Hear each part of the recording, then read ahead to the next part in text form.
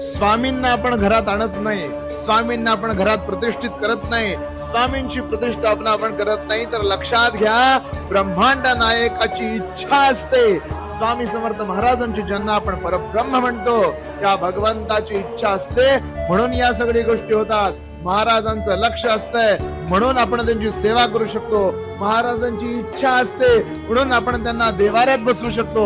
महाराजांची इच्छा असते म्हणून आपण नित्य सेवा करू शकतो. लक्षात घ्या ब्रह्मांड नायकाने ठरवलंय की कोण माझा भक्त होणार, ब्रह्मांड नायकाने ठरवलंय की कुणाचा उद्धार होणार, म्हणून आणि म्हणूनच आपल्याकडून या सेवा घडतात. लक्षात घ्या करता करविता देता न्याय करता सगळं स्वामी स्वामी स्वामी आहे. महाराजांनी ठरवलंय म्हणून सेवा करतोय, हे वाक्य आयुष्यभर डोक्यात ठेवा. कधीही गर्व, कधी ईर्षा, कधी दंभ मनात येऊन स्वतःची सेवा वाया जाणार नाही. श्री स्वामी.